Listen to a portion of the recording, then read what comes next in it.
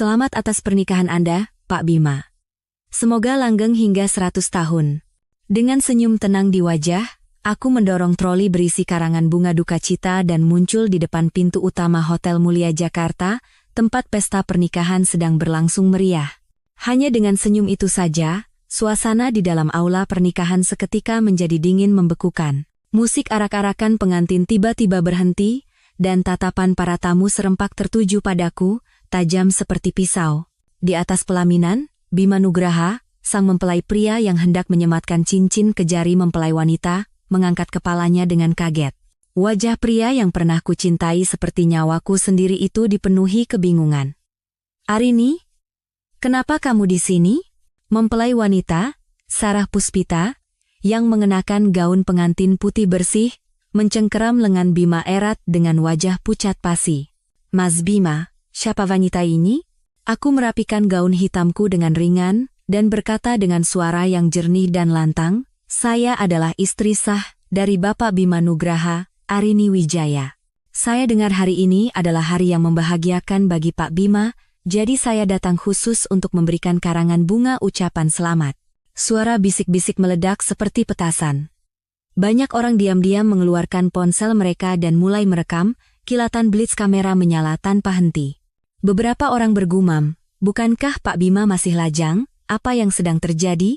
Dengan tenang, aku melepas pita hitam yang melingkari karangan bunga itu dan mengangkatnya di depan semua orang. Di atas pita itu, tertulis 4 kata dengan tinta merah yang begitu jelas dan mengerikan, bagaikan sebuah vonis, "Selamat menempuh hidup baru, sampai bertemu di alam baka." Sarah Puspita nyaris pingsan di atas pelaminan, kakinya lemas tak bertenaga. Wajah Bima mengeras, ia menggeretakkan giginya dan berteriak, "Arini, kamu sudah gila, ini pesta pernikahanku." Aku tersenyum tipis, tetapi setiap kata yang kuucapkan setajam silet. "Justru karena ini pernikahanmu, makanya aku datang untuk memberimu selamat." "Apa Anda lupa, Pak Bima? Kita belum bercerai. Secara hukum, ini termasuk tindakan bigami." Belum selesai aku bicara, suara sirene polisi terdengar dari luar hotel. Beberapa petugas berseragam masuk, dan seorang yang tampaknya komandan berkata dengan tegas, "Kami menerima laporan adanya dugaan tindak pidana bigami. Bapak Bima Nugraha, mohon kerjasamanya untuk ikut kami ke kantor polisi." Wajah Bima memutih, ia mencoba membela diri. "Ini tidak masuk akal. Kami sudah bercerai." Aku mengeluarkan sebuah map merah dari tasku dan mengangkatnya di hadapan dia dan semua orang. "Lihat baik-baik, Pak Bima. Tanda tangan dan stempel di akta perkawinan kita ini masih sah. Anda bilang sudah bercerai, tapi kenapa saya tidak tahu apa-apa tentang itu?" Gaun pengantin Sarah terhampar di lantai seperti kelopak bunga layu saat ia terduduk lemas. Dengan wajah pucat, ia bertanya gemetar, "Mas Bima, kamu membohongiku? Kamu bilang kamu lajang." "Sarah, dengarkan aku dulu." Bima tergagap, mencoba mencari alasan, tetapi matanya bergetar cemas. Aku melangkah naik ke pelaminan dan mengambil alih mikrofon. Suaraku menggema di seluruh aula. Tenang, namun tanpa kompromi. "Mohon maaf telah merusak suasana bahagia ini. Saya Arini Wijaya, istri sah dari Bapak Bima Nugraha. 3 tahun lalu, kami mendaftarkan pernikahan kami di kantor catatan sipil, dan sampai hari ini, kami belum pernah bercerai." Aku berhenti sejenak, menatap kedua mempelai dengan tatapan tajam seperti hutan yang terbakar. Lalu, aku melanjutkan, setiap kata bagai jarum yang menembus kebohongan. 3 bulan yang lalu, saya mengetahui bahwa suami saya dan nona ini sedang membangun keluarga baru. Bahkan, dia sedang mengandung anak dari suami saya. Karena itu, sebagai seorang istri, saya merasa harus datang untuk memberkati mereka berdua. Keributan meledak. Seorang wanita parubaya berdiri dengan marah, menunjuk dan berteriak, "Bima Nugraha, bagaimana bisa kau melakukan ini pada istrimu? Ini penipuan yang jelas." Sarah menangis terseduh-seduh sambil menutupi wajahnya. "Saya tidak tahu. Sumpah, saya tidak tahu kalau dia belum bercerai." Aku tertawa sinis dan mengeluarkan setumpuk foto. Aku mengangkatnya satu persatu agar semua orang bisa melihat. Bukti kemesraan mereka berdua tersebar di mana-mana. Bahkan ada foto saat Sarah datang ke depan rumah kami dengan sikap provokatif yang tak disembunyikan. Aku menatap lurus ke arah mempelai wanita dan berkata dengan nada halus namun menyindir, "Nona Sarah Puspita, ingatan Anda buruk sekali, ya. Mungkin foto-foto ini bisa membantu mengembalikan ingatan Anda. Apa Anda masih akan bilang tidak tahu?" Bima berbalik ke arahku, suaranya bergetar karena amarah. "Arini, apa sebenarnya yang kamu mau?" Aku menutup tumpukan foto itu dan menyibakkan rambutku dengan ringan. Senyumku menjadi lebih dingin. Aku tidak mau apa-apa. Aku hanya ingin memberkati. Pasti wanita ini sangat istimewa sampai bisa membuat suamiku segila ini. Aku mencondongkan tubuh, suaraku dibuat-buat manja tetapi setiap katanya tetap sekeras baja. "Nona Sarah, sudah berapa bulan usia kandungan Anda?" "Oh, astaga. Waktu kehamilan Anda bertepatan persis dengan hari jadi pernikahan saya dan Pak Bima, sungguh sangat berarti, ya?" Wajah Sarah memucat. Ia memeluk perutnya seolah melindungi sesuatu yang rapuh. Aku tersenyum lebih cemerlang, tetapi mataku tak menunjukkan sedikit pun pengampunan. "Tapi jangan khawatir. Aku tidak berniat merebut laki-laki ini dari Anda hari ini. Aku hanya ingin menyatakan bahwa mulai detik ini, Bapak Bima Nugraha, Anda bebas." Selesai bicara, aku mengeluarkan setumpuk dokumen dari tas dan mengangkatnya tinggi-tinggi di hadapan semua orang. "Ini adalah surat perjanjian perceraian yang sudah saya tanda tangani." Tatapanku lurus ke arah Bima. Suaraku tenang namun tajam. "Pak Bima, cukup tanda tangani di sini, dan Anda bisa dengan bangga membawa pulang kembang desa Anda ini." Seluruh aula gempar. Tak ada yang menyangka aku akan menjadi pihak yang pertama kali menawarkan perceraian. Bima membeku, seolah tak percaya. "Kamu benar-benar setuju bercerai?" Aku mengangkat sudut bibirku, tersenyum secerah bunga musim semi. "Tentu saja, tapi ada satu syarat kecil." "Syarat apa?" Suaranya menjadi tidak sabar. Aku memasang ekspresi seolah-olah ini adalah permintaan yang sulit, tetapi tatapanku setajam pisau, "Bukan apa-apa. Saya hanya ingin Pak Bima mengembalikan semua yang menjadi milik saya selama 3 tahun terakhir ini." Sarah yang terduduk di lantai, bangkit dengan terhuyung-huyung. Matanya penuh kewaspadaan. "Apa yang mau kamu minta?" Dengan tenang, aku membuka map dokumen dan perlahan membacakan daftarnya. Pertama, mahar pernikahan saya. Saat kita menikah, yang saya bawa tidak sedikit, bukan?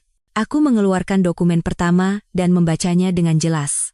3 bidang tanah di kawasan SCBD Jakarta, total nilai 200 miliar rupiah. Gelombang keterkejutan menyapu aula pernikahan. Aku melanjutkan. Pusat perbelanjaan Plaza Kencana, senilai 150 miliar rupiah. 10 unit villa mewah di Kompleks Pondok Indah, senilai 50 miliar rupiah. Dan 30% saham di Grup Kencana, senilai 250 miliar rupiah. Suaraku terdengar biasa saja, seolah membacakan daftar belanjaan. Oh, dan ada juga 40% saham Grup Adijaya yang saya serahkan kepada Pak Bima untuk membantu Grup Kencana saat sedang krisis. Mengingat nilai perusahaan Grup Adijaya saat ini sekitar 4 triliun rupiah, maka nilai saham itu setara dengan 1,6 triliun rupiah. Setiap kali aku menyebutkan sebuah angka, wajah Bima semakin pucat. Pada akhirnya, ia tampak seperti kertas tak bernyawa, dan seluruh aula terdiam dalam keheningan yang menyesakkan. Sarah nyaris menjerit. "Tidak mungkin. Bagaimana mungkin kamu punya uang sebanyak itu? Bukankah kamu hanya ibu rumah tangga tua dan jelek yang kerjaannya memasak di rumah?" Aku memiringkan kepala dan menjawab perlahan. Suaraku ringan, tetapi setiap katanya seperti belati. "Tua dan jelek, Nona Sarah?" Kata-kata itu menarik sekali. Saya adalah seorang doktor di bidang keuangan dari Universitas Indonesia dan putri tunggal pemilik Grup Adijaya. Atas dasar apa Anda memanggil saya ibu rumah tangga tua dan jelek? Aku berbalik menghadap Bima. Senyumku semakin cemerlang. "Pak Bima, sepertinya Anda lupa memberitahu Nona Sarah, ya? Tentang bagaimana dulu Anda mengejar-ngejar saya, bersumpah bahwa Anda mencintai diri saya apa adanya, tidak peduli dengan uang atau latar belakang keluarga saya. Tapi kalau dilihat sekarang, sepertinya yang Anda cintai adalah uang saya." Bima membuka mulut untuk membantah, tetapi tak sepatah kata pun keluar. Aku tidak berhenti. Suaraku menjadi lebih rendah dan tegas. 3 tahun lalu, saat grup Kencana diambang kebangkrutan, sayalah yang mengerahkan seluruh aset dan saham saya untuk menyelamatkan perusahaan. Saat itu, Anda berlutut di hadapan saya, bersumpah akan membalas budi seumur hidup. Ternyata, seumur hidup versi Anda hanya bertahan 3 tahun. Dia tergagap. Arini, aku mengangkat tangan untuk menghentikannya. Suaraku sedingin es. Sudahlah. Aku mengerti pilihanmu. Nona Sarah masih muda dan cantik, ditambah lagi dia mengandung anakmu. Wajar jika aku yang sudah menemanimu selama 3 tahun ini dibuang begitu saja seperti bunga layu. Senyumku masih terpasang, tetapi siapapun bisa merasakan kepahitan di balik kata-kataku. Wajah Sarah memerah karena marah. Ia berteriak, Arini, berhenti menyindir. Mas Bima tidak mencintaimu, dia bersamaku karena cinta sejati. Aku tertawa, bukan karena marah, tetapi karena jijik. Cinta sejati? Nona Sarah, apa Anda tahu kapan anak dalam kandungan Anda itu mulai ada? Dia terdiam, matanya bergetar. Aku perlahan mengeluarkan beberapa lembar dokumen. Ini adalah hasil tes kehamilan dari Rumah Sakit Harapan kita. Janinnya berusia 24 minggu, artinya sudah 6 bulan. Aku mengangkat kepala, suaraku tegas. 6 bulan yang lalu, saya sedang terbaring di rumah sakit menjalani kemoterapi untuk kanker. Tapi Pak Bimamu yang terhormat ini sedang sibuk menciptakan kehidupan baru di luar sana. Nona Sarah, apakah ini yang Anda sebut cinta sejati? Aula pernikahan seolah bergetar, lalu hening total. Para tamu terperangah, tak ada yang menyangka wanita yang tampak rapuh ini adalah seorang penderita kanker yang setiap hari berjuang antara hidup dan mati. Dan selama itu, suaminya dengan santai membangun keluarga baru dengan wanita lain. Wajah Bima pucat pasi, bibirnya bergetar hebat. Arini, aku tidak tahu. Aku tidak tahu kamu sakit. Aku tertawa getir. Suaraku lembut, tetapi setiap katanya setajam pisau. Tidak tahu, Pak Bima? Bukankah Anda selalu pulang tepat jam 10 malam?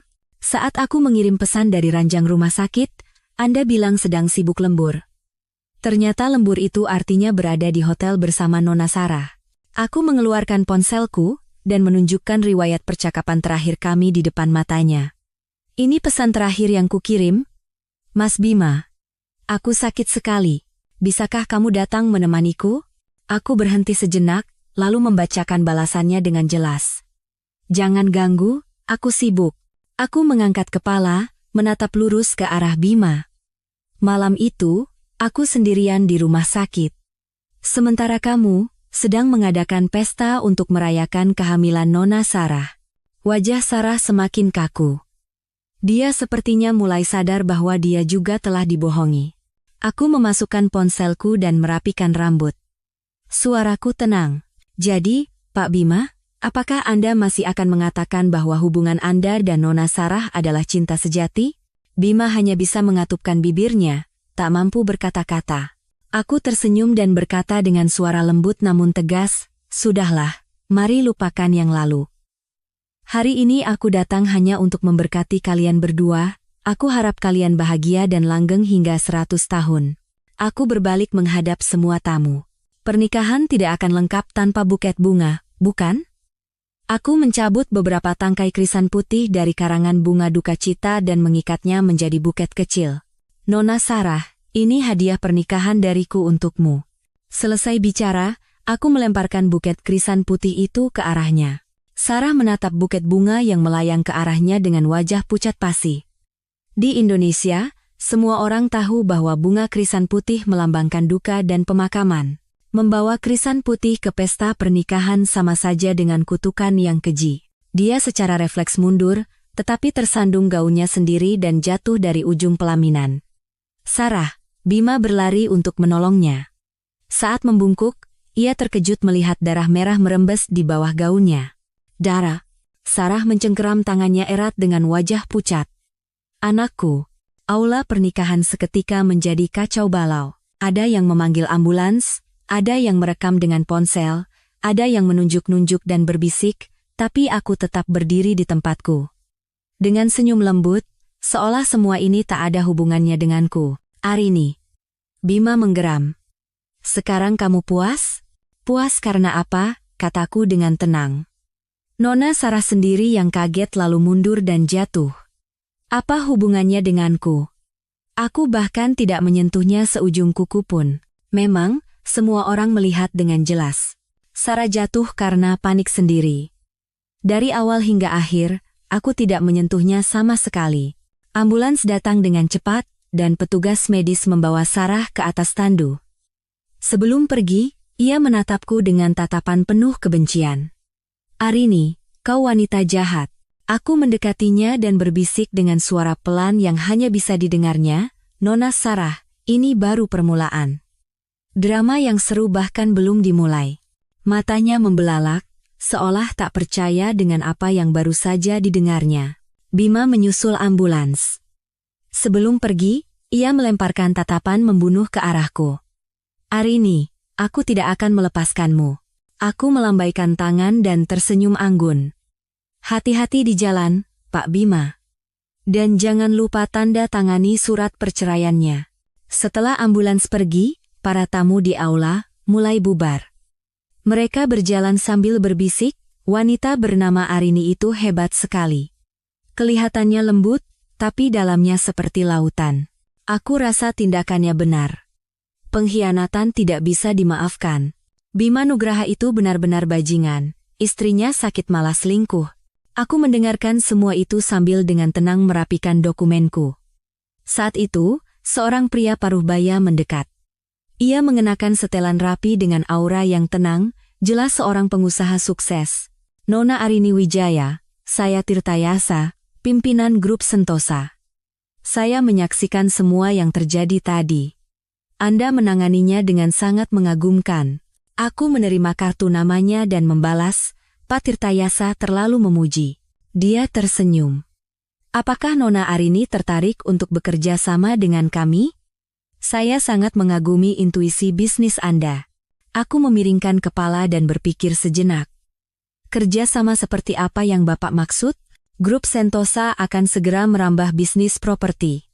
Saya dengar Anda memiliki beberapa lahan strategis di Jakarta. Bisakah kita membicarakannya lebih lanjut?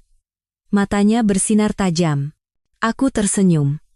Informasi Bapak Tirtayasa cepat sekali, ya.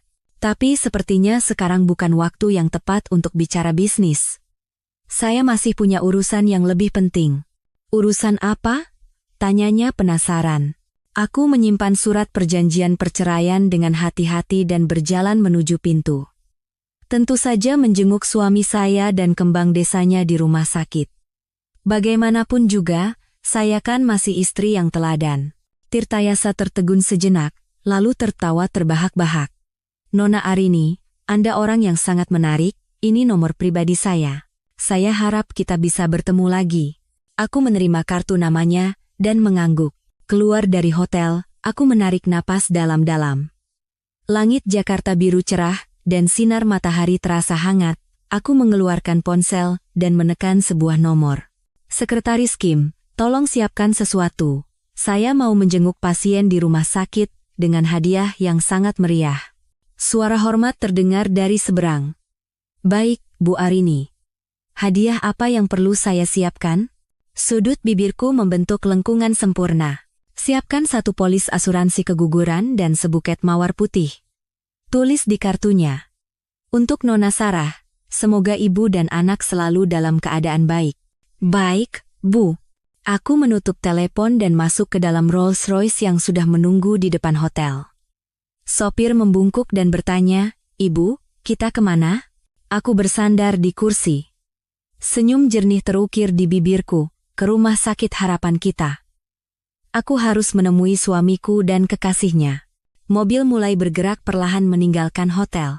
Dari balik jendela, aku masih bisa melihat para wartawan yang mengerumuni pintu Hotel Mulia. Kilatan blitz kamera tak henti-hentinya menyala. Kejadian hari ini pasti akan menjadi berita utama. Aku membuka ponsel dan mengunggah sebuah status di media sosial. Terima kasih kepada semua yang telah datang ke pernikahan suami saya. Meskipun mempelai wanitanya bukan saya tulus mendoakan semoga kebahagiaan mereka abadi dan kita bisa segera bertemu lagi. Bersama tulisan itu, aku melampirkan foto diriku di samping karangan bunga duka cita. Di foto itu, aku tersenyum semurni malaikat. Begitu unggahan itu muncul, internet gempar. Komentar membanjir. Kelasnya Dewi Arini beda, ini baru balas dendam tingkat tinggi. Ini harus dicontoh. Cara balas dendam pada bajingan dengan begitu elegan. Kasihan sekali Dewi Arini. Suaminya selingkuh saat dia berjuang melawan penyakit. Tidak bisa dimaafkan. Bima Nugraha benar-benar sampah masyarakat. Tidak pantas untuk Bu Arini. Aku membaca komentar-komentar itu dengan senyum tipis. Tahap pertama dari rencanaku selesai dengan sempurna. Sekarang, seluruh Jakarta tahu bahwa Bima Nugraha adalah seorang pengkhianat dan Sarah Puspita adalah seorang perusak rumah tangga. Sekarang, saatnya memulai tahap kedua. Di ruang VIP Rumah Sakit Harapan Kita, Sarah terbaring di tempat tidur dengan wajah pucat. Bima duduk di sampingnya dengan ekspresi sangat cemas. "Dokter, bagaimana keadaan istri dan anak saya?" tanyanya sambil memegang jas dokter. Dokter menaikkan kacamatanya dan berkata dengan nada serius, "Janinnya berhasil diselamatkan untuk saat ini, tetapi pasien harus istirahat total." "Lalu?" tanya Bima cemas. "Kondisi pasien sangat lemah dan ada tanda-tanda keguguran. Jika terus mengalami guncangan, akan sulit untuk mempertahankan kandungannya." Selesai bicara, dokter itu pergi. Sarah mulai terisak. Ini semua gara-gara Arini. Kalau saja wanita itu tidak datang membuat keributan, anak kita tidak akan seperti ini. Bima menggenggam tangannya erat sambil menggeretakkan gigi. "Ini salahku. Seharusnya aku sudah menceraikan wanita itu sejak lama." Sarah menatapnya dengan curiga. "Bukankah kamu bilang sudah bercerai? Kenapa wanita itu masih memegang akta perkawinan kalian?" Bima tergagap. "Aku pikir Arini akan mengurusnya sendiri. Dia sangat mencintaiku, aku tidak menyangka dia akan sengaja menahannya." "Jadi kamu bahkan belum pernah ke kantor catatan sipil?" Suara Sarah menajam karena marah. "Mas Bima, kamu membohongiku." "Sarah, dengarkan aku dulu." Saat itu, pintu kamar diketuk. Seorang perawat masuk membawa sebuket besar mawar putih yang diikat pita merah muda. "Nona Sarah, ada kiriman bunga." Sarah menerimanya dengan bingung. "Dari siapa?" Perawat memberikan sebuah kartu, tertulis di sini. Saat membuka kartu itu, wajahnya langsung pucat pasi. Tulisan tangan yang rapi dan elegan terbaca jelas. "Untuk Nona Sarah, semoga ibu dan anak selalu dalam keadaan baik. Cepat sembuh ya. Arini Wijaya." "Arini." Sarah menjerit dan melempar buket bunga itu ke lantai. "Wanita ini mengutukku." Memberikan mawar putih kepada ibu hamil adalah sebuah penghinaan yang jelas. Bima juga melihat kartu itu dan wajahnya menjadi gelap. Wanita ini benar-benar jahat. Perawat itu berdiri di ambang pintu dan menambahkan dengan perlahan, "Dan ada seorang pengacara yang ingin bertemu dengan Nona Sarah." Katanya ini terkait dokumen kompensasi asuransi. "Asuransi apa?" Sarah bingung. Tak lama kemudian, seorang pria paruh baya berjas rapi masuk ke kamar. Dia berkacamata bingkai emas dan membawa tas kerja, tampak profesional. "Selamat siang. Saya pengacara Budi Santoso dari firma Hukum Cakra, rekan." Dia menyerahkan kartu nama dan berkata dengan jelas, "Saya diutus oleh Ibu Arini Wijaya untuk membantu mengurus prosedur klaim asuransi keguguran atas nama Nona Sarah Puspita." "Asuransi keguguran?" Sarah terperanjat, nyaris melompat dari tempat tidur. "Apa maksudmu asuransi keguguran?" Pengacara Budi membuka tasnya dan mengeluarkan selembar dokumen. "Ini adalah polis asuransi yang didaftarkan oleh Ibu Arini untuk Anda. Uang pertanggungannya sebesar 500 juta rupiah. Jika Anda mengalami musibah keguguran, pihak asuransi akan membayarkan seluruhnya." Melihat namanya sendiri di dokumen itu, Sarah nyaris pingsan karena marah. "Arini. Wanita ini mengutuk anakku agar mati."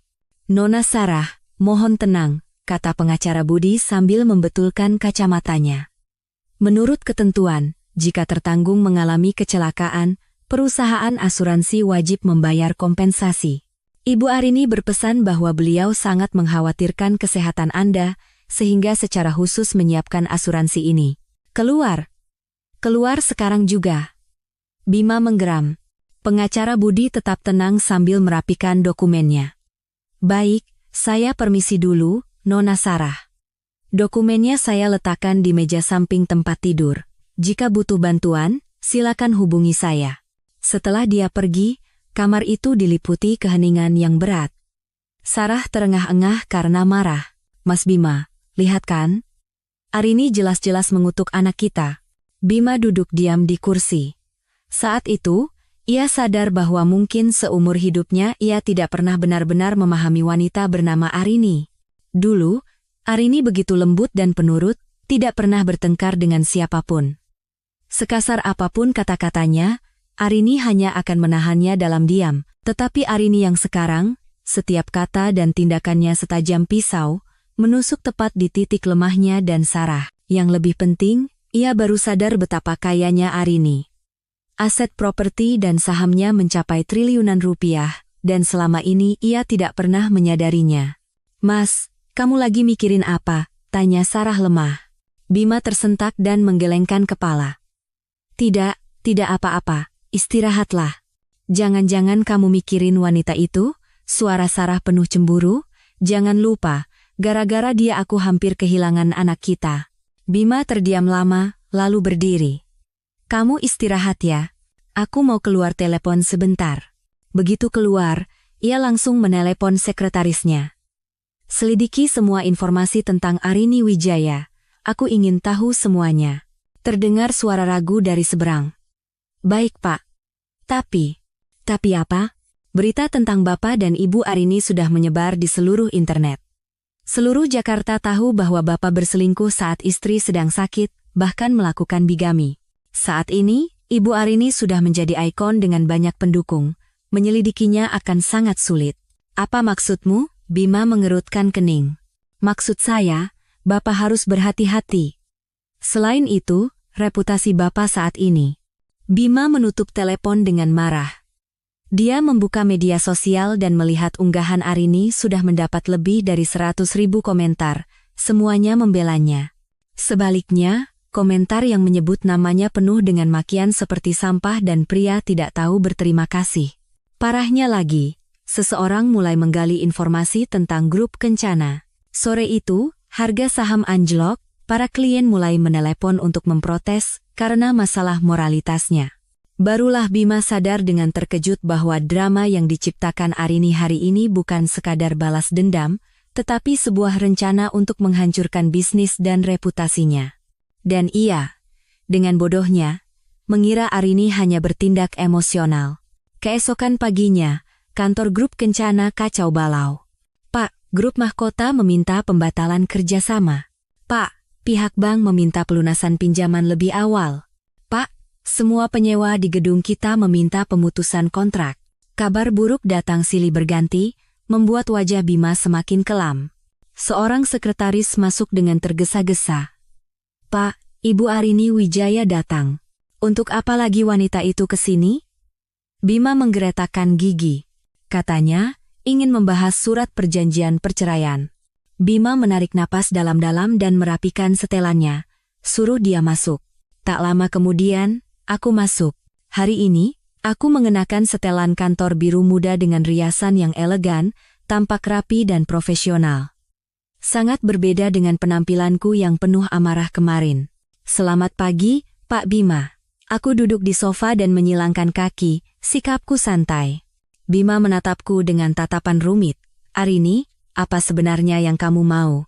Aku memiringkan kepala dan berkata dengan tenang, apa yang kuinginkan? Bukankah sudah kukatakan? Aku ingin bercerai. Bawa surat perjanjiannya. Aku akan tanda tangan sekarang juga.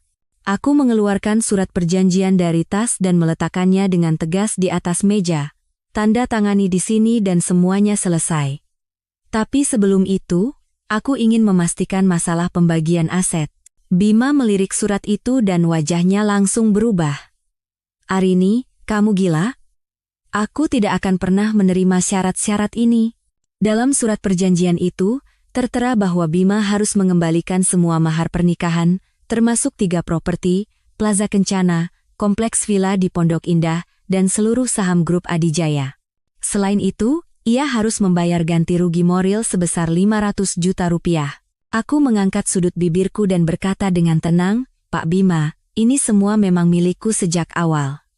Semuanya tercantum dalam daftar mahar saat kita menikah. Wajar jika aku mengambilnya kembali saat kita bercerai, bukan? Tapi semua aset itu sudah dipakai untuk modal operasional perusahaan. Dari mana aku bisa mendapatkan uang sebanyak itu? Teriaknya panik. Aku mengangkat bahu dengan senyum sinis. Itu urusanmu. Atau jangan-jangan Pak Bima berniat lari dari utang? Arini, kita sudah 3 tahun menjadi suami istri. Bagaimana bisa kamu begitu kejam? Suaranya berubah, mencoba bermain dengan emosi. Aku tertawa setayam silet. 3 tahun suami istri? Syukurlah Anda masih ingat kalau aku pernah menjadi istrimu. Saat aku menjalani kemoterapi di rumah sakit, di mana kamu? Saat aku sendirian melawan penyakit, kamu memeluk wanita lain. Kau bilang aku kejam? Saat Sarah mengandung anakmu, tidakkah kamu berpikir bahwa kamu yang kejam padaku? Setiap kata yang kuucapkan ringan, tetapi setajam jarum yang menusuk bagian paling sakit dari dirinya, membuatnya terdiam. Aku berdiri dan merapikan pakaianku. Suaraku setegas pisau. Pak Bima, aku memberimu waktu 3 hari untuk berpikir. Jika Anda tidak menandatanganinya, kita bertemu di pengadilan. Saat itu, selain menuntut kembali semua asetku, aku juga akan menuntutmu atas tindakan bigami. Hukuman maksimalnya 2 tahun penjara. Anda tidak ingin merasakannya, kan? Suaraku terdengar biasa, seperti sedang membahas bisnis. Wajahnya langsung pucat pasi. Arini, apa kamu benar-benar ingin memojokkanku sampai ke jalan buntu? Aku mengangkat alis dan tersenyum. Jalan buntu? Kalau aku benar-benar ingin melakukannya, apa kamu pikir kamu masih bisa duduk di sini dan bicara denganku sekarang? Aku berjalan ke jendela, menatap lalu lintas yang sibuk di luar. Kemarin aku sudah memeriksa rasio utang grup Kencana, sudah lebih dari 80%. Jika aku menarik semua modalku, perusahaanmu akan bangkrut dalam seminggu. Wajahnya pucat pasi. Dia sepertinya tidak menyangka aku tidak hanya tahu tentang perselingkuhannya, tetapi juga menguasai laporan keuangan perusahaannya. Aku berbalik. Tatapanku lurus dan tak gentar. Tahu kenapa aku belum melakukannya? Karena masih ada sedikit rasa kasihan yang tersisa. Aku memberimu kesempatan untuk mundur dengan terhormat. Aku berjalan ke pintu dan menoleh sedikit. Suaraku tegas. 3 hari. Kuharap kamu membuat pilihan yang bijak. Selesai bicara, aku keluar dari kantor. Setelah aku pergi, Bima terduduk lemas di kursinya. Surat perjanjian di tangannya terasa seperti vonis mati. Jika ditandatangani, ia akan menjadi miskin. Jika tidak, ancaman pidana sudah di depan mata. Dia menelepon Sarah. Sarah, bagaimana keadaanmu? Masih lemas. Kata dokter harus diobservasi seminggu lagi. Suaranya terdengar penuh keluhan. Kapan kamu ke sini? Masih ada urusan. Nanti aku ke sana. Apa ini gara-gara Arini lagi? Bima terdiam sejenak, lalu menjawab singkat, jaga kesehatanmu, urusan lain biar aku yang tangani. Setelah menutup telepon, ia duduk termangu. Ingatan 3 tahun lalu tiba-tiba muncul. Arini saat itu begitu anggun, matanya penuh kepercayaan. Sosoknya masih sama, tetapi tatapannya telah berubah menjadi dingin, tajam, dan penuh perhitungan. Sejak kapan wanita yang dulu mencintainya seperti nyawa itu menjadi begitu tegas? Sebuah penyesalan samar melintas di hatinya. Jika dulu ia tidak berkhianat, apakah hasilnya akan berbeda? Tapi dalam hidup, tidak ada jika. Sekarang ia harus menghadapi serangan balik dari wanita yang telah ia sia-siakan. Di rumah sakit, Sarah menerima telepon dari nomor tak dikenal. Halo, dengan Nona Sarah Puspita? Iya, betul. Saya Rino dari Harian Jakarta. Saya ingin mewawancarai Anda terkait kejadian kemarin dan hubungan Anda dengan Bapak Bima Nugraha. Mendengar kata wartawan, matanya langsung berbinar. Apa yang ingin Anda ketahui? terutama tentang kejadian di pesta pernikahan dan kisah cinta kalian berdua. Sarah berpikir sejenak. Ini adalah kesempatan emas untuk membersihkan namanya.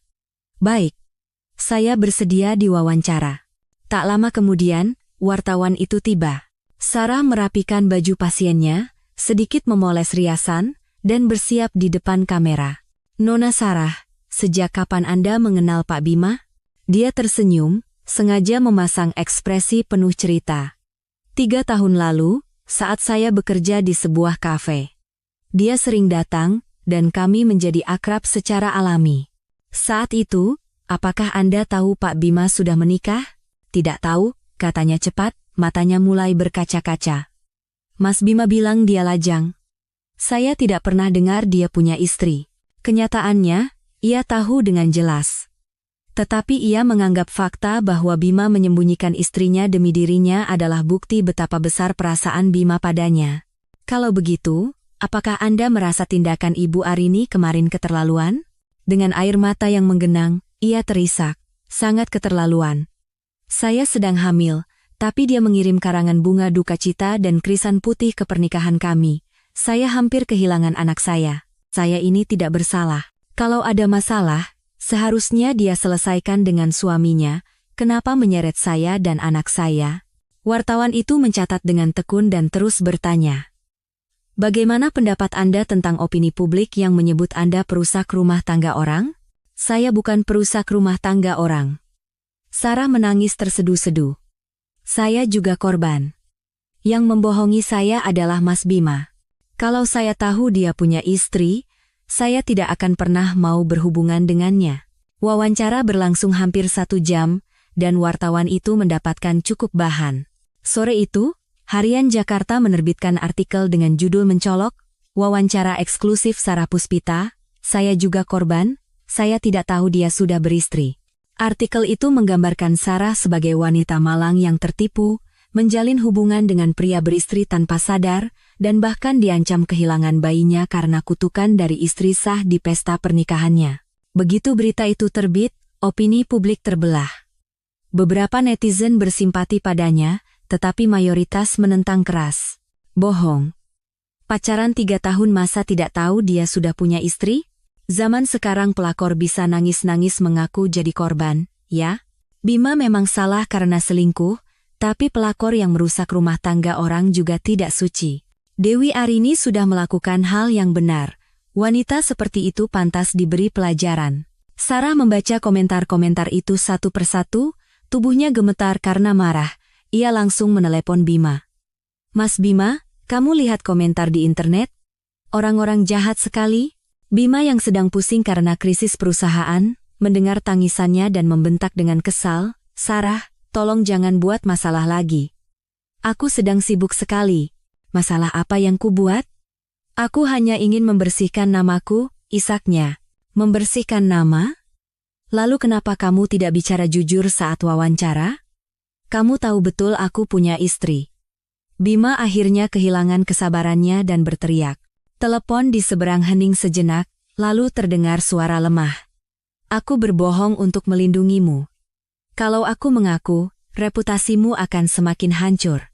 Bima mengusap wajahnya dengan lelah. Sudah. Jaga saja kesehatanmu. Jangan pikirkan yang lain. Setelah menutup telepon, ia menatap surat perjanjian perceraian di mejanya. Pikirannya kusut. Mungkin menerima syarat Arini adalah jalan dengan kerugian paling kecil. Saat itu, sekretarisnya mengetuk pintu.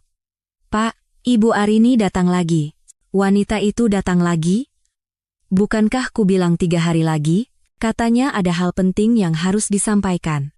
Bima menarik napas dalam-dalam. Suruh dia masuk. Aku membuka pintu dan masuk. Hari ini, aku mengenakan setelan hitam, penampilanku tajam dengan aura dingin seperti pedang yang baru ditarik dari sarungnya. Selamat siang, Pak Bima. Aku duduk dengan santai di sofa. Setiap gerakanku membawa tekanan yang tak terlihat. Bima mengerutkan kening. Ada urusan apa lagi? Aku membuka tas kerja dan meletakkan sebuah rekam medis di atas meja.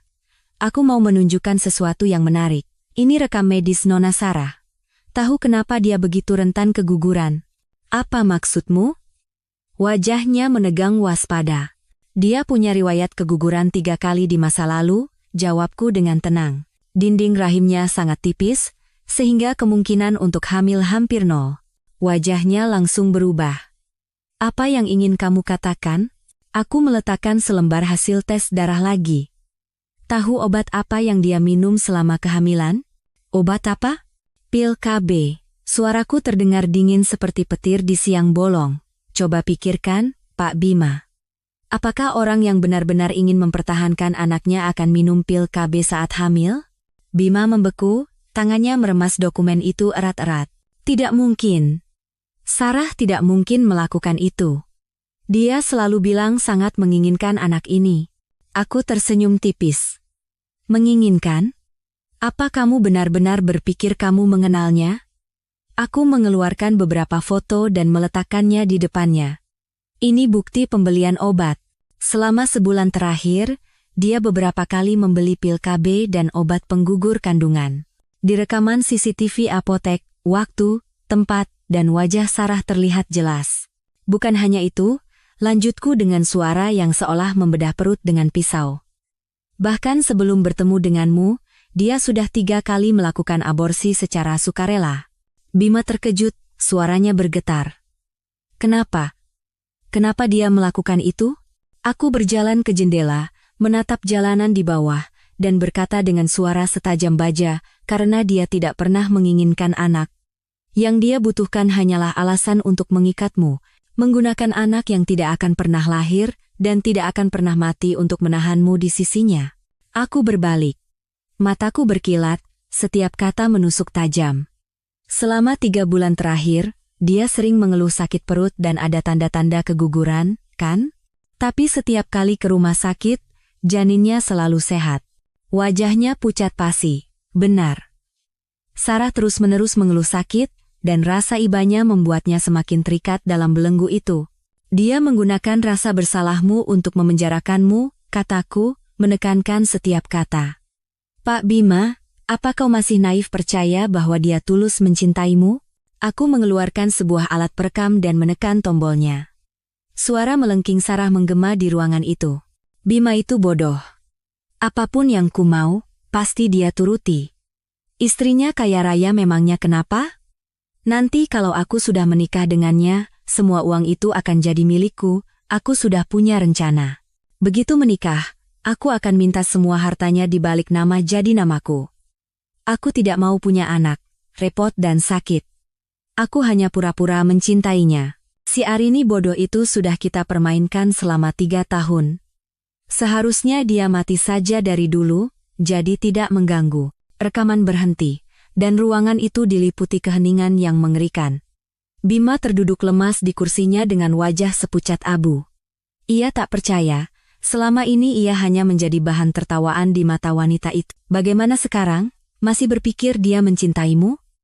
Aku menatapnya lurus, bertanya dengan tenang namun setajam pisau. Dia memejamkan mata dan menelan rasa pahit. Suaranya serak. Arini, kenapa? Kenapa kamu memberitahukan semua ini padaku? Karena aku ingin kamu sadar dan melihat kenyataan. Aku perlahan duduk kembali di sofa. Tatapanku sedingin lautan tanpa ombak. Kamu mengkhianati wanita yang mencintaimu seperti nyawanya sendiri, dan berlari ke wanita yang menganggapmu bukan apa-apa. Apa menurutmu itu sepadan? Dia membuka mata, menatapku dengan putus asa.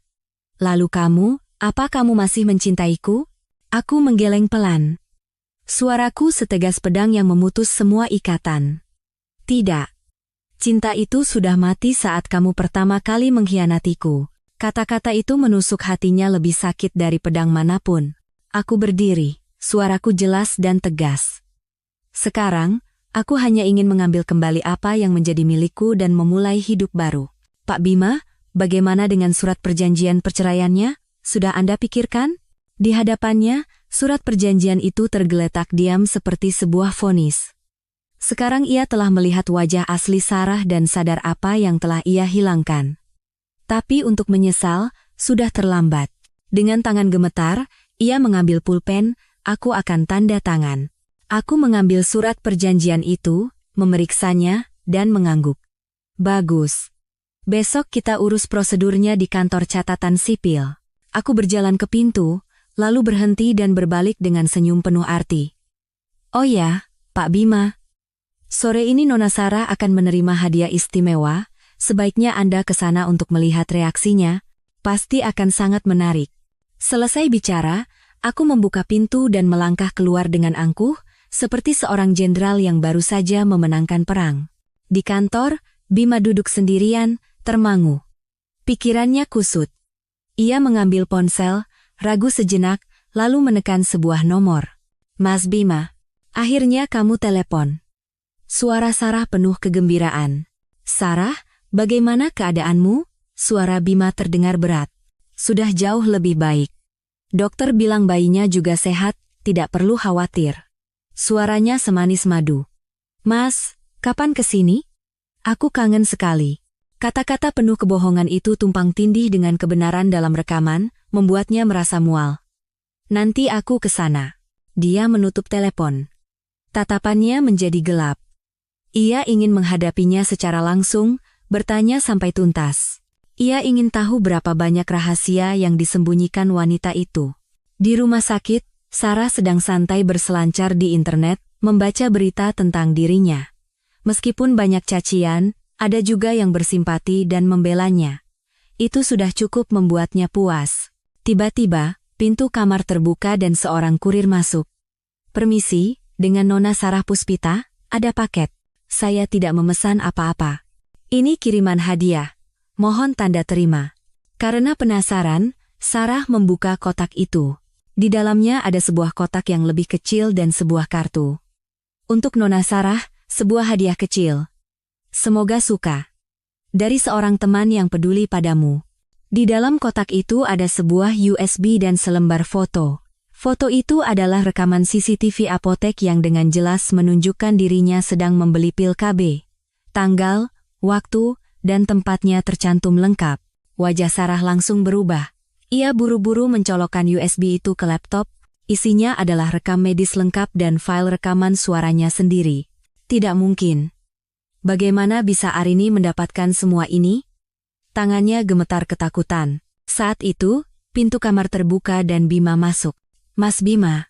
Sarah buru-buru mematikan laptop, mencoba menyembunyikannya, tetapi wajah Bima sudah sedingin es, tatapannya setajam pisau. Dia berjalan lurus ke samping tempat tidur dan berkata dengan suara rendah, Sarah, kita perlu bicara. Bicara apa? Suaranya bergetar. Bima mengeluarkan ponselnya dan memutar rekaman suara itu. Suara melengkingnya sendiri terdengar jelas, membuat Sarah pucat pasi seolah ditelanjangi. Mas Bima, dengarkan aku dulu. Itu tidak benar, pintanya. Tidak benar? Bima tertawa dingin dan melemparkan foto ke atas meja. Lalu ini apa? Sarah panik total. Aku bisa jelaskan. Jelaskan kenapa kamu minum pil KB saat sedang hamil. Bima membentaknya kata demi kata. Jelaskan kenapa kamu menyebutku bodoh. Jelaskan kenapa kamu menipuku dengan cinta palsu. Sarah menangis. Aku benar-benar mencintaimu. Aku hanya takut kehilanganmu, makanya aku bicara seperti itu. Takut kehilanganku? Bima nyaris menggeram. Lalu kenapa kamu tidak pernah mau melahirkan anakku? Dia kehabisan kata-kata. Mata Bima menjadi gelap. Hatinya dipenuhi amarah dan penyesalan. Karena kamu, aku mengkhianati istriku. Karena kamu, aku kehilangan bisnisku. Karena kamu, aku menjadi miskin. Dan ternyata, semua itu hanya kebohongan? Tidak, aku tulus mencintaimu, pintanya mati-matian. Jangan meragukan kita hanya karena Arini. Arini? Bima mengangkat USB itu dan berkata dengan dingin, di dalamnya ada rekam medis, rekaman CCTV, dan rekaman suaramu sendiri. Semuanya bukti. Sarah tak bisa lagi membela diri. Bima menatapnya lama. Di matanya hanya tersisa penyesalan yang mendalam. Aku benar-benar buta karena mempercayaimu. Mas Bima, kamu tidak boleh begini padaku. Aku mengandung anakmu. Sarah mencoba meraih harapan terakhirnya. Anak? Bima tertawa sinis, seperti pecahan es. Apa benar ada anak di dalam perutmu? Kata-kata itu membuatnya terhuyung. Ia memeluk perutnya dengan ketakutan. Apa maksudmu? Maksudku, mari kita periksa dengan pasti. Bima menekan bel panggilan dan memanggil dokter.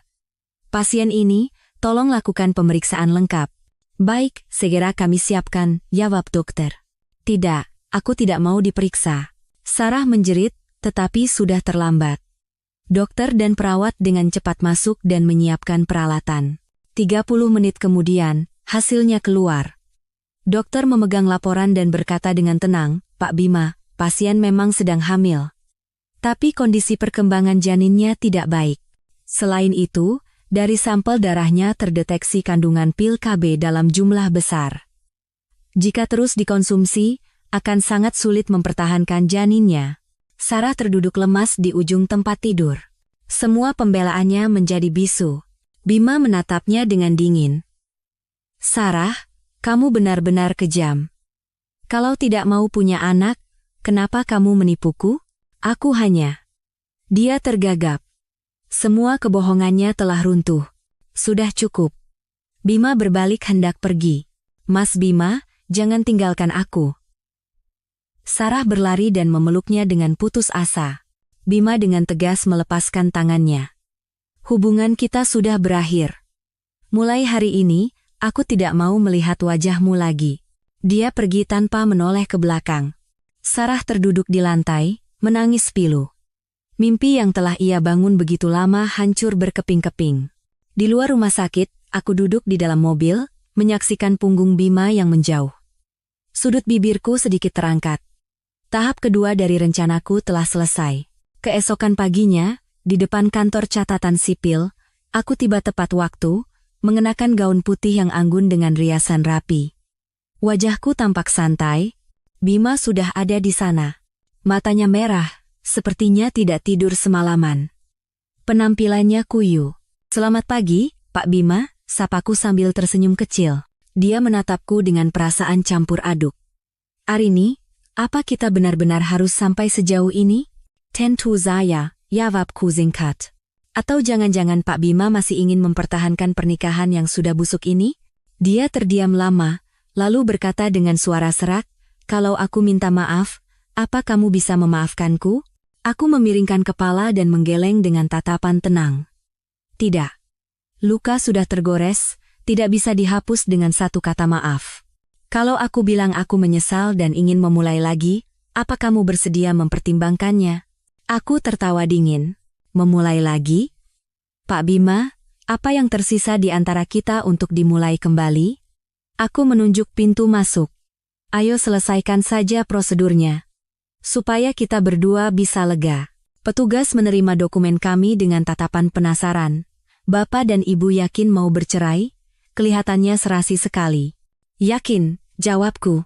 Apakah ada pembagian harta yang perlu dimediasi? Tidak. Kami sudah sepakat. Aku menyerahkan surat perjanjian. Petugas itu membacanya sekilas dan matanya membulat. Di surat itu tertulis Bima keluar hampir dengan tangan kosong, dan aku mendapatkan kembali semua asetku. Pak Bima, apa Anda benar-benar setuju dengan syarat-syarat ini? Dia tersenyum pahit. Iya, saya setuju. 30 menit kemudian, prosedur selesai. 2 lembar akta cerai menjadi titik akhir dari pernikahan 3 tahun kami. Keluar dari kantor, aku menarik napas dalam-dalam. Hatiku terasa ringan. Akhirnya bebas. Bima menatapku. Melihat betapa tenangnya aku, ia ragu-ragu. Arini, apa kamu benar-benar tidak membenciku? Dulu iya. Sekarang tidak, kataku dengan jelas. Membenci orang yang tidak berharga hanya akan menyiksa diri sendiri. Aku menoleh. Tatapanku tenang. Pak Bima. Oh, mulai sekarang hanya Bima Nugraha, ya? Kita sudah jadi orang asing. Semoga hidupmu baik-baik saja dan bertemu dengan orang yang baik. Lalu kamu, apa rencanamu selanjutnya? Mataku berbinar, aku tersenyum. Memulai hidup baru. Mengambil alih grup Adijaya dan menjadikannya kerajaan bisnis terbesar di Jakarta. Aku akan membuat dunia tahu bahwa Arini Wijaya bukan hanya mantan istri yang sabar dan penurut. Aku adalah wanita yang mandiri, kompeten, dan berprestasi. Bima menatap sosokku yang penuh percaya diri itu dengan termangu. hatinya kacau. Ternyata, dari awal hingga akhir, Arini adalah orang yang luar biasa. Hanya saja ia tidak pernah menyadarinya. Arini, seandainya waktu bisa diputar kembali. Tidak ada seandainya, potongku. Suaraku tenang namun tegas, yang sudah berlalu biarlah berlalu. Kita berdua harus melangkah maju. Aku masuk ke dalam Rolls-Royce yang sudah menunggu di pinggir jalan. Selamat tinggal, Bima Nugraha. Semoga bahagia. Mobil bergerak. Dia menatap mobil yang menjauh dengan hampa, hatinya dipenuhi penyesalan. Ia bukan hanya kehilangan seorang istri, tetapi juga seorang partner yang bisa diajak susah dan senang. Tapi sekarang, semuanya sudah terlambat. Di dalam mobil, aku mengeluarkan ponsel dan menekan sebuah nomor. Sekretaris Kim, adakan rapat dewan direksi sore ini, aku akan mengumumkan pengambilalihan resmi grup Adijaya. Baik, Bu. Ada instruksi lain. Siapkan siaran pers. Judulnya, Arini Wijaya, fokus kembangkan bisnis keluarga pasca perceraian. Dan batalkan semua kerjasama dengan grup Sentosa. Aku sudah menemukan partner yang lebih baik. Baik, Bu. Aku menutup telepon dan menatap keluar jendela. Hatiku terasa ringan. Tahap ketiga dari rencanaku telah selesai. Sekarang, saatnya memulai tahap keempat. Aku harus menunjukkan pada semua orang bahwa tanpa Bima Nugraha, Arini Wijaya masih bisa hidup dengan cemerlang. Dan Sarah Puspita. Dia akan segera menerima ganjarannya. Perusak rumah tangga orang tidak akan pernah bisa lari dari akibatnya. Seminggu kemudian, Hotel Indonesia Kempinski, salah satu hotel bintang 5 termewah di Jakarta, bersinar terang dengan sebuah konferensi pers akbar. Ruangan itu penuh sesak dengan awak media. Di layar LED raksasa di atas panggung, video promosi grup Adijaya terus diputar. Aku muncul. Mengenakan setelan hitam yang pas di badan, sepatu hak tinggi yang kokoh, dan rambut yang ditata rapi. Setiap langkahku terasa dingin dan tajam seperti pedang.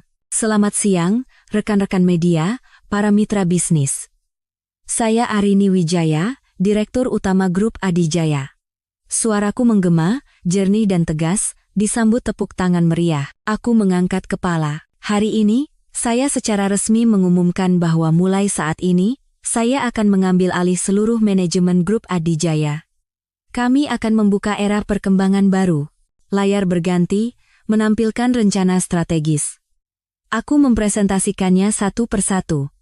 Pertama, kami akan memulai proyek di kawasan inti SCBD Jakarta.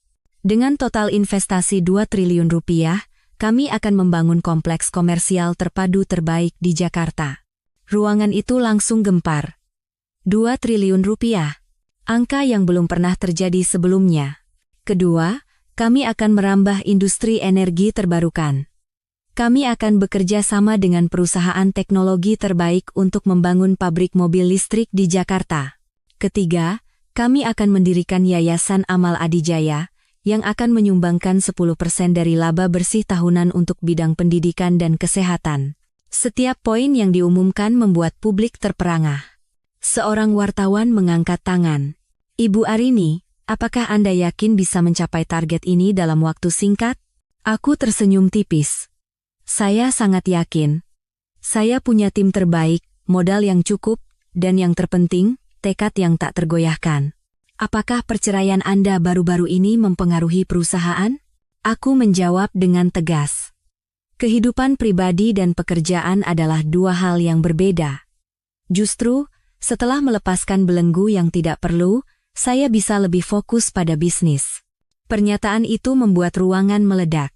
Para wartawan berebut mengajukan pertanyaan. Apakah maksud Anda mantan suami Anda, Bima Nugraha, adalah sebuah beban? Ada rumor perusahaannya sedang kesulitan. Apakah Anda akan membantunya? Aku tertawa setajam silet. Bisnis adalah medan perang. Setiap orang harus menanggung akibat dari pilihannya sendiri. Saya bukan seorang dermawan, dan saya tidak punya kewajiban untuk menyelamatkan orang lain dengan uang para pemegang saham. Kata-katanya sopan, tetapi maknanya jelas, nasib Bima Nugraha tidak ada hubungannya denganku. Konferensi pers berlangsung selama 2 jam. Aku menjelaskan rencana pengembangan secara rinci.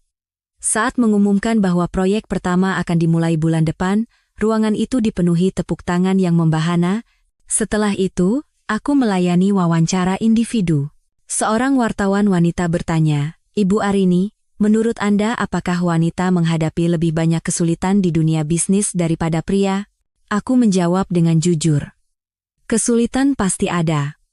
Tapi saya tidak pernah menurunkan standar saya hanya karena saya seorang wanita. Kemampuan tidak mengenal jenis kelamin. Jika Anda cukup hebat, tidak ada yang bisa meremehkan Anda. Lalu, apa ada nasihat yang ingin Anda berikan kepada wanita lain? Aku berhenti sejenak dan menatap lurus ke kamera. Saya hanya ingin mengatakan satu hal. Jangan pernah menggantungkan hidupmu pada seorang pria. Hanya dengan menjadi kuat, kamu bisa memegang kendali atas takdirmu sendiri. Sementara itu, kabar buruk tentang Bima Nugraha terus berdatangan.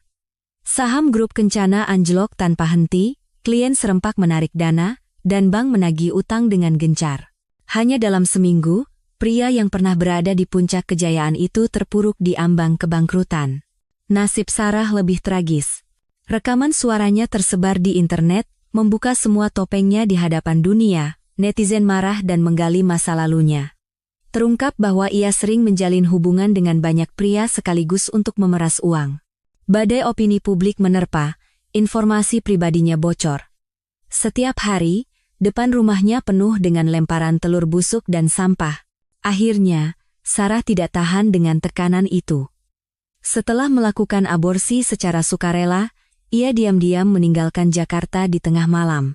Sebelum pergi, ia mengirim pesan terakhir kepada Bima, "Mas Bima, maafkan aku banyak salah.